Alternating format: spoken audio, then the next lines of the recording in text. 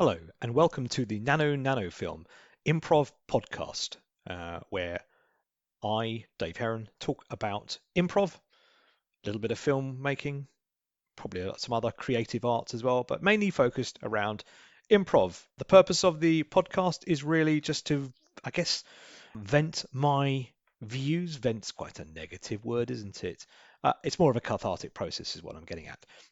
Some of the things that have worked for me, some of the things I found quite challenging that I still continue to find quite challenging, which is why I'd be very keen to hear your thoughts on whether the things I put forward work for you or they don't work for you and you've got other ideas. Just another medium for me to reach out to other improvisers and share some of the tricks, tools, challenges, and successes of the improv, comedy, and theatre world. So today I wouldn't mind talking about the Uber blocker. No, this is not a standoff against a private taxi firm. This is the ultimate blocker who blocks everything that you might put forward on stage. So being on stage with another improviser where none of your ideas or none of your assertions are taken and accepted and built on. Now, this isn't just about blocking offers. It's also about blocking the reality, and it's also about blocking the relationship that you're trying to establish with the other character on stage. And it's very rare to have a situation where you have somebody who denies absolutely everything. So it's more of a useful training tool to think about what would you do in a scenario where offers, ideas, the reality, and indeed the relationship that you're trying to put forward on stage between the characters is constantly denied.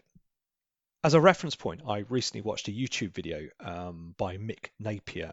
If you don't know about Mick Napier, a fantastic improvisation teacher. He's got books out there, one I've read recently about, I think it's How to Improvise a Scene. I don't really have it here to hand now. But there's a YouTube video entitled Mick Napier, A Place of Yes. And he has two students on stage doing a scene where every line is a rebuttal and a denial of the offer to the other person. So one person starts off, says something, and then the other person denies that and produces another reality or offer or relationship. And it goes back and forth. And it's just a testament to how good those improvisers actually are, because continuing a scene where there is constant blocking and denial is A, extremely difficult to do, in my opinion, and B, actually quite challenging for an audience to watch and follow. Because ultimately, I think an audience really wants to watch two characters, I guess, kind of agreeing, even if their relationship might be difficult or strained. There's got to be a kind of an acceptance that we're on the same level here, despite status, despite location, and all that kind of good stuff. So some of the tools I've tried to employ when I think about being blocked on stage, or indeed when I am blocking as well, and I'm been certainly guilty of this, and I'll come on to something, an example or two later on. But some of the tools I've tried to think about is predominantly is two or threefold. The first is one that I typically tend to go to, and that's just take the low status and accept everything. So if I'm being dominated on stage by another character with high status where their ideas are being put forward, I tend to accept them and take a low status in those scenarios. The second one you can do is you can still question the rationale of the offer being put forward, but you still go along with the offer anyway and you still accept it. And the third way that I'm just thinking of, and I'm sure there's probably others, so feel free to add those. But the third way is taking the high status, so you're matching the high status of the other character, but you're still doing the offer anyway, or accepting the offer. So one of the ones I was watching a scene about it 18 months ago where two improvisers on stage, one person said, you have to unblock the toilet. And the other character matched that with a high status and said, well, I don't like unblocking toilets. You know, it's the thing that I always hate doing, and I'm always lumbered with this task. And of course, while they were saying that, they proceeded to unblock the toilet. So, as I said, the one I tend to take historically has been low status, and I need to kind of improve on that and try out other methods of I guess, countering the Uber blocker on stage. One example that springs to mind right now is a scene I did probably about 2 years ago, where it was in a rehearsal and I was on stage with another improviser where we were sat around a campfire, and we were, I think, ex-partners. So the characters had been lovers, not the improvisers, just for the sake of clarity. The characters had been ex-lovers, and they had gone away on a camping expedition together. That was the setup. And as soon as the scene started, the other character started to malign mine. So they started to malign the things they had done in the past. They started to bring up how they were never good enough. They started to bring up, ultimately, why were they there in the first place? Why am I here with you? Now, as these things went through, I accepted them and tried to get to a point where there was reconciliation between the two characters. So I took the low status and accepted everything and apologized. Well, my character apologized. But it reached a point where I didn't know where the conversation was going because the other character, I don't think, had established what the bar was for their level of acceptance, or what was the tolerance that they were going to accept that my character would offer, which would bring about a reconciliation. So I thought about it afterwards and thought, well, what should I have done? How could I have made that better? And in the end, I thought what I probably should have done was turn to the other character and say, I don't know what more I can do. I've said I'm sorry. What would you like me to say or do that will make this better? Now, normally, I don't like to throw it on to the other character because I don't think that's necessarily always the best course of action. But I think when you're kind of blocked into a corner where you've tried everything to make those characters see eye to eye, there does need to reach a point where both improvisers, there's two improvisers on stage, need to understand what is the bar for acceptance and what is that level of tolerance and reconciliation that you want to reach. So blocking isn't just a denial of ideas, but can also be when a character doesn't want to engage with any of the other characters on stage. And so you're reaching a point where you're thinking in your head as an improviser, I don't know how to bring this about to a comfortable resolution. Another example of this was when I was doing another two-person scene. We were in a house and we were siblings. And the other person was my character's sister. And right from the very start of the scene, there was a problem. And the problem was, I don't like living with you anymore. I've had enough. I'm going to leave. You don't pull your weight. You don't make an effort around the house. And all these kind of accusations made against the character, which is fine. But what I did again was take the low status and try to produce some form of offer of reconciliation between the two characters. But what made that harder is that the other improviser wasn't making eye contact, and there was lots of gesticulations towards the audience, or where the audience would have sat. And so that made it very difficult. Without any eye contact, it made it very difficult to form that bond between the two characters and bring about a resolution. And it made me really think that if you haven't got any eye contact between the improvisers, it makes me feel that the other person is just in their head and they're not trying to reconcile, or resolve is probably a better word, resolve the situation between the two characters. So eye contact, I think, is really, really crucial to helping unblocking an Uber blocker. Another way I would have dealt with that scene again probably is probably just mirror the gestures. So if there's a lack of eye contact and more sort of almost speech making in a way to an audience, maybe mirroring that.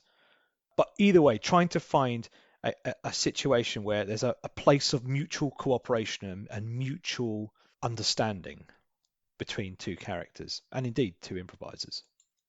About 4 or 5 years ago, I saw a scene in a workshop between two improvisers, and it was quite a quite a confusing scene as an audience member, because one of the improvisers was endowing the other improviser with certain character traits and characterizations. So in the first instance, the first improviser said to the other improviser, "Oh, well, you're my wife, aren't you? And we've been living here together for a long period of time." And then not long after that, they said, "But you're not really my wife. You're actually my estate agent. And this is, we're in this situation because you sold me this house in the wrong way." And then not long after that, they said, "But you're actually a secret spy who's been trying to set me up here and bug my house for years now." Now, why that was related to the Uber blocker concept was because the other improviser was desperately trying to accept everything that was thrown upon them and coming back with a supportive offer as well. So building on the idea of the wife, building on the idea of the estate agent when it came along, and building along upon the idea of a spy when that came along as well. But it was very difficult because the other person had preconceived ideas in their head about how the situation should be. So they were really kind of blocking any new offers that were being made, even in support of their own original ideas. But it was really interesting. And the second improviser was quite frank, and I've explained to people I've ever spoken to about this. The second improviser was almost a bit like a boxer, wasn't really kind of throwing any punches themselves, but just kind of going with the punches that were being thrown at them. And it was really expertly handled, despite the very challenging offers and almost denial of building on those offers that were made by the first improviser. And finally, I saw a scene in a show where two improvisers were on stage, and they were, I think, probably another situation of a husband and wife estranged, but they were sat in a waiting room. And the first character started speaking, again, almost immediately off the cuff, actually. It was really interesting. They were offering reconciliation almost immediately off the cuff. But the second improviser just turned around and said, "Be quiet, I'm not speaking to you." This first improviser again then said something else, another offer of reconciliation between the two ex-partners. But again, it was a "be quiet, shut up." And as an audience member watching that, I remember thinking, goodness me, I don't know how I would handle that if somebody is blocking everything that I'm sort of saying. But again, whether just turning around to the other person, if you feel you're in a situation where you're being shut down quite quickly and abruptly, is the right option to turn around and say, "Well, what would you like me to do? What would you like me to say that will make this situation better? Because I want to be here with you and I want to have a good time with you." But that's about other people I've watched, and it would be completely wrong of me to say that I haven't blocked at all. In fact, I continue to do it with every show, and one that springs to mind was probably about 2 weeks ago, 3 weeks ago, where I did a scene on stage where the aesthetic was from the film Alien. And I came home with one of those alien eggs that you might recall from the films that hatch, that Sigourney Weaver's character has to deal with and flamethrower at some point. Came home with one of those eggs back into a normal house. And my partner was there as I came in the door with this egg. And they turned to me and said, "Oh, darling, lovely to see you. Oh, what's that?" And I said, "It's my egg. I've got it. I've brought it home." And she said, "Oh, we can have it together. We can share it and look after it together." And then I immediately turned around and said, "No, it's mine." And I remember thinking about this afterwards and thinking, why would you present an offer and then rescind it? And that was me almost creating the reality, I thought, or creating the offer, should I say, and then blocking it and denying that in the next scene. And actually, what would have been nice is actually if, in hindsight, I had brought this egg home and my partner, my character's partner, and I had nurtured this egg and it had become our own special egg from Alien. So it's something that I'm consciously aware that I can do as well, sometimes probably for dramatic effect. But actually, I sometimes think that the audience just want to see characters getting on before a problem arises. And having a problem at the start of a scene is quite a common thing, and I've been very guilty. I still continue to do this, and it bugs me when I think about it afterwards. I watch back replays of some of the sets that I've done. is immediately coming onto scene, and within 2 or 3 lines, there's a problem. And I was very fortunate enough to do a workshop with the famous TJ and Dave. And in their workshop, they talked very much about don't have a problem at the start of the scene. Actually, you can find the heat, they call it, eventually. But why not start off with, two peas in a pod? People kind of getting on, seeing eye to eye before a problem is presented. But there's always a bit of a worry, and we can cover this probably at a later podcast. There's always a worry that maybe it's not interesting for the audience. Maybe the audience aren't interested in people getting on. They want to see a problem presented. And I think ultimately you do want to have a turning point. Like any good story has a bit of a turning point. But my challenge has been producing that problem right at the very start. But that's separate. And I think that's part of the reason why people sometimes block, because they're worried that maybe what the audience is watching isn't necessarily so interesting. But the challenge that you face with blocking and continual blocking is that it reaches a point where there's almost no further point of escalation. I mean, what are you going to do after you've threatened somebody with violence? Well, you're not going to have a violence scene on stage. So it's being cognizant and trusting the process as well. What I do want to say just before closing off is I haven't experienced an Uber blocker before. And certainly I hope that I haven't myself been an Uber blocker at any stage. But I have to remind myself that the blame is never on the other person. I'm very much a believer that if there are two people in the scene, then two people have the responsibility to do it. And me coming off saying, well, it was the other person's fault, it didn't work out, is not the way that I want to do improv. I have to take responsibility for ensuring that scene was interesting. And there are tricks and tools to do that. But certainly finding common ground, even if that's reconciliation between two characters or an acceptance of the offer that the other character has done, even if you keep your status, is something that I want to try and work on and get better.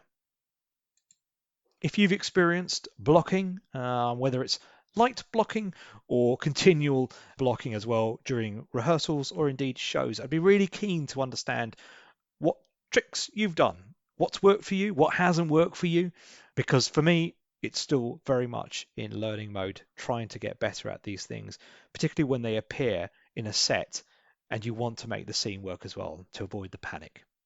Thanks very much for listening. See you again soon.